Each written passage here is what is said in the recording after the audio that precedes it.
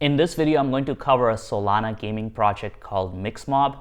They had their mint a while ago, and currently their floor price is around 3.45 SOL for one of their NFTs, and they have a 5,000 strong NFT collection. So as you can see, these masks are pretty cool, and they're essentially your passport into the game and allow you to play the game. They also are your entry point into getting tokens from the game as well as other airdrops and a bunch of benefits.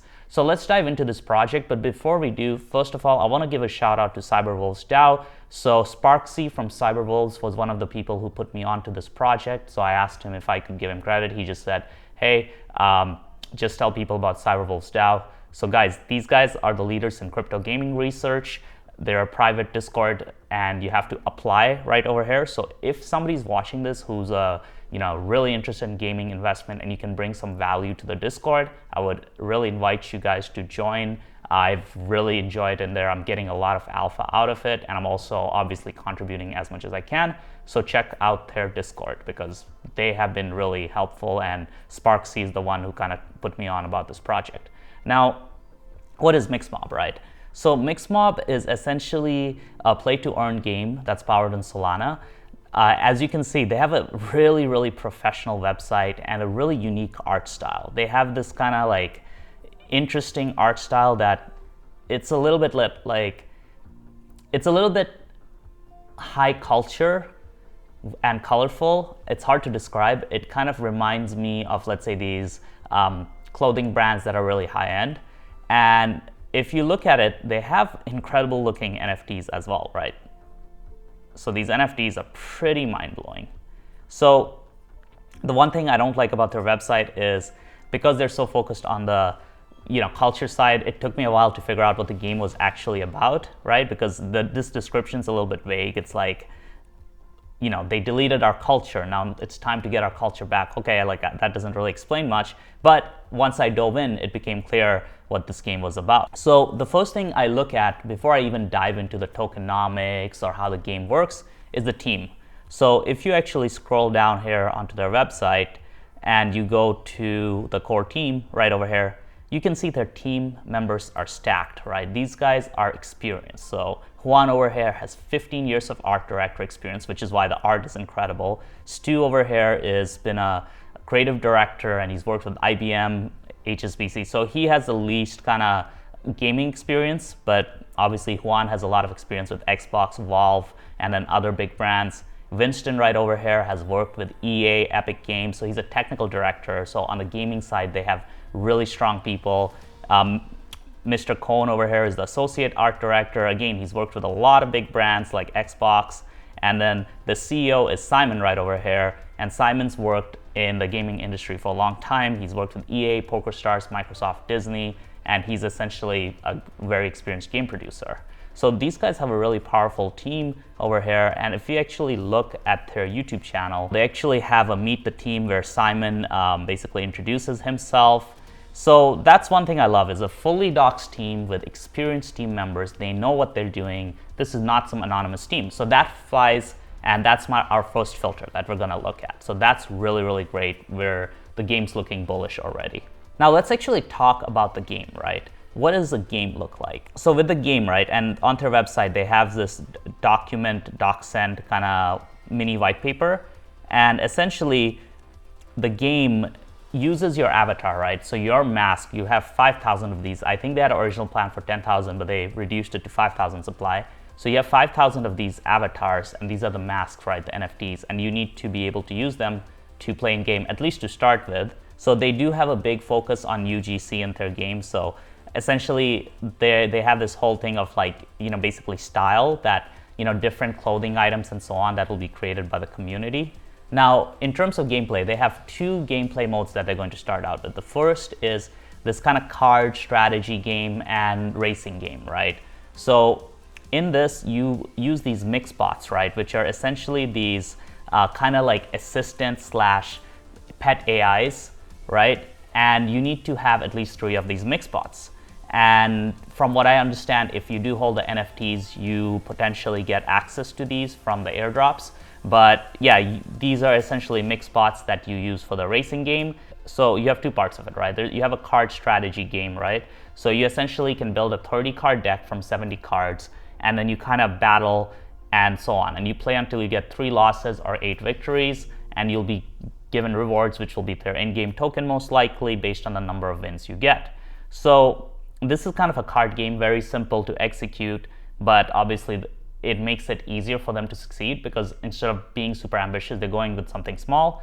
And then once they have this card game, right, where they have different levels of risk, so you could go in with no risk and just practice, or you could go in where you could lose a lot of money or lose a lot of the in-game tokens and then get rewarded big as well, right? So the better players will obviously go to tier 3 over here. Now with this game in the white paper, they talk about basically how you have these kind of groups, right? You have attack, you have defense and power. So there's kind of a card game vibe, think Yu-Gi-Oh, think any kind of Pokemon card game where you're essentially playing it with a nice UI, etc. And then the second part of it is the racing game. So it's essentially a racing game where you have these mix bots, right? And it's super simple controls. So you're basically controlling these guys. They're racing through this basically interface, and it's essentially based on the card game. So I don't understand how this exactly works, but from what I understand, the outcome of the card game affects the racing,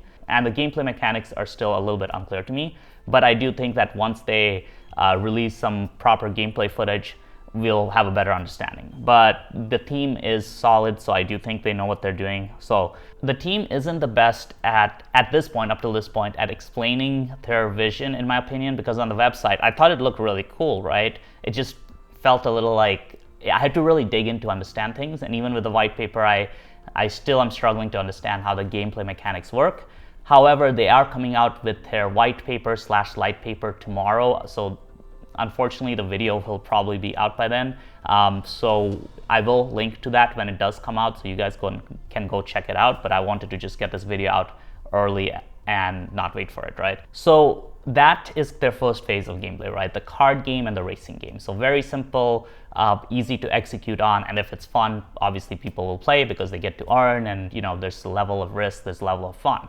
Now, the second part of their game that they want to build upon is a Fortnite-style universe, right? So obviously, this is a lot more ambitious. They're currently working with potentially getting some VC partners to scale their team and really scale to that vision of building a Fortnite-style universe. Now, like I mentioned, one of the unique aspects of this game is the marketplace, right? So you can customize your avatar's outfit, you can create new kind of stylish items, and then the community votes on the best items that can be basically purchased on the marketplace, right?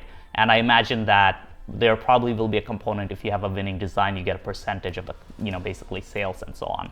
So this is really cool because it shows that there's a revenue stream. These cosmetic items, people will use the token to buy these cosmetic items. And it's important because if you have a play to earn game, you want to be able to have ways for people to spend what they earn to stimulate the economy and have an actual in-game economy. If everybody's just earning, there's no demand for the token price will eventually crash. You really need a healthy economy where there's both buyer and seller supply. So I really like the fact, because this is such a core part of the game, I do think people will spend like a good amount of their earnings on it. Now, another dynamic that they have is land. So essentially what they have is basically land that you can purchase. It's called culture clusters. And they want to avoid land being valued by basically who got it first or their location. It sounds kind of like you need to actually do stuff to your land to keep it valuable. So it's basically, they have something called social influence, which will be based on gaming history, gameplay, activity in the community, IP and MXM holdings, etc. So still a bit vague, but they have some sort of land component, and presumably the NFTs are going to give you early access to that. So they do have a little game flow in here as to what the game looks like. So you show up, you click play, you enter the arena, you basically choose kind of your heroes, you have kind of a draft page, a lobby, and then you find your opponent. And then from there, you play the game, you have your card game. And then from there, you get into the racing side, right? So it's still unclear how this transitions into this. But basically, I assume whatever cards you get determine kind of your abilities in the racing game. And then from there, you race and you win. And then you get to actually be able to have these designs and so on, right, in the marketplace. And this is where you get rewarded with a loot box for winning. So It's still relatively unclear. Again, white paper coming out tomorrow, which probably will be the time I've released this video, so you guys can go check that out, which will clarify some things. So guys, this is their roadmap. So essentially, they have already released the NFT series, which on Magic Eden has currently a 3.45 Solana price as their floor price. And they're essentially, looks like around late spring, they're going to be releasing this gaming slice, which is, I believe, an alpha gameplay demo. And they'll be introducing breeding, the marketplace, the player avatar. And after that, in around fall of this year, that's where the first game starts. That's where they actually create their DAO. So the DAO is actually a big part of this. And then you'll have land, you'll have basically play to earn, and they'll be introducing esports, staking, etc. And Chapter 4, which is basically late in October 2023 is when they'll be building out their open world game and releasing that. So obviously, if you're building an open world game with a vision of something like Fortnite, it's going to take a couple years. So we're not going to see that anytime soon. But they do have a pretty ambitious roadmap. I do think they'll achieve it because they're right now working on raising more money to get more essentially team members on board. I do see a lot of potential with this project. So guys, the benefits of the NFTs include token access, membership to the DAO, airdrops, and obviously early game testing. And then you'll be able to stake your mask for additional tokens post IDO. So they do have details on their tokenomics they just released yesterday. So they have around a supply of 1 billion tokens. 3% is for the NFT holders, and they will be distributed like this. There's 5 million tokens that will be airdropped to all Gen 0 holders with a 6-month linear vesting schedule. So 1,000 tokens per Gen 0 mask, right?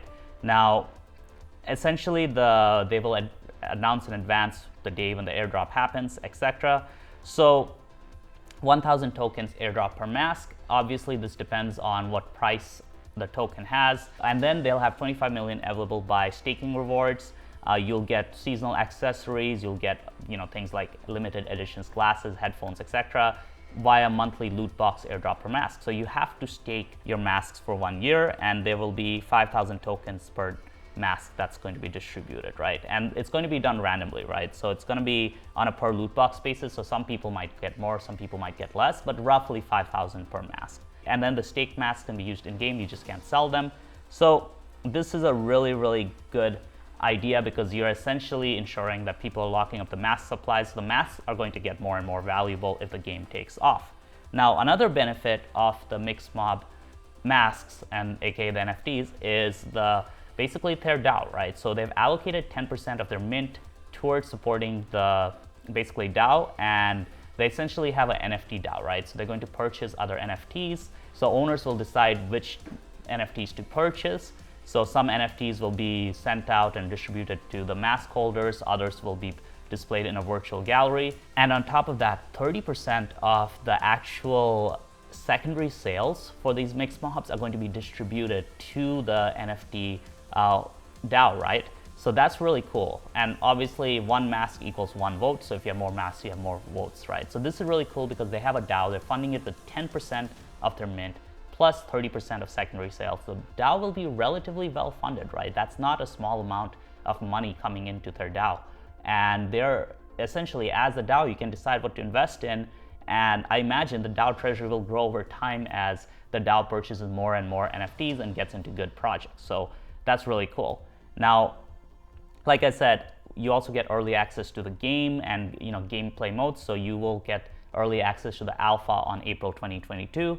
You'd get access to exclusive art airdrops and your visual identity in the game, right? So I'm not sure what their plans are to scale because 5,000 MixMobs are obviously a limited supply, but I imagine what's going to happen with a lot of these games and with this game as well is the 5,000 masks are for the alpha and for fine-tuning the game, and then once the game is released to the public, there will be ways to breed, right? They mentioned breeding in their basically their roadmap, so you'll be able to kind of create more value with your MixMobs. So overall, I'm pretty bullish on this project. Like I said, they have a really strong team that's worked with all-star companies, and on top of that, they also have some really great investors like Solana right over here. They have DeFiancy Capital, so they have a bunch of VCs that are also backing them. Guys like Arthur Hayes, who's pretty big in the gaming space. So they have a very strong project here. In terms of the entry point right now on Magic Eden, if we go check that out,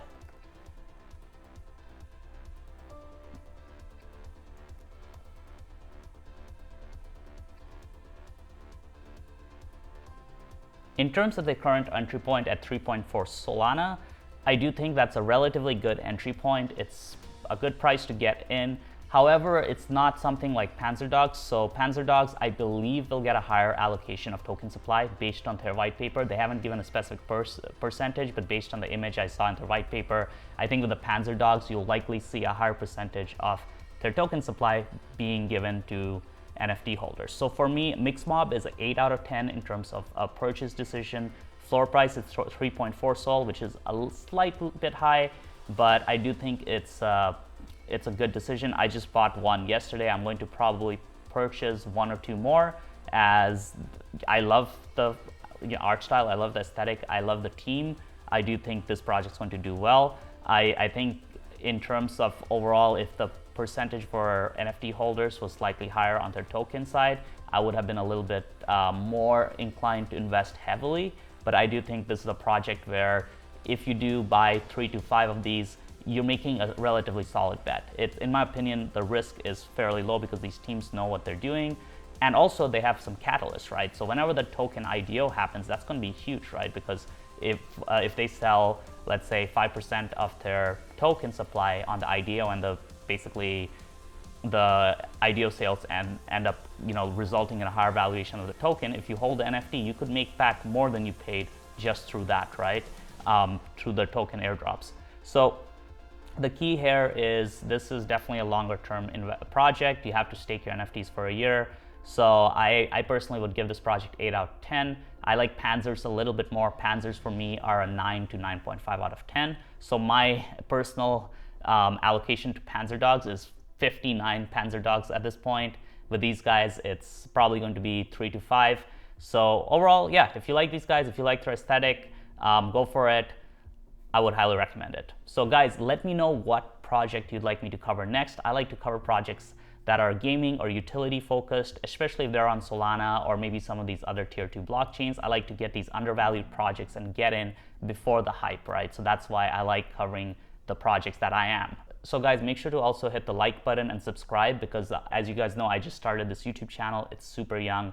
I would love to be able to kind of, scale things a bit faster. So any love on the algorithm side would be appreciated. Thank you.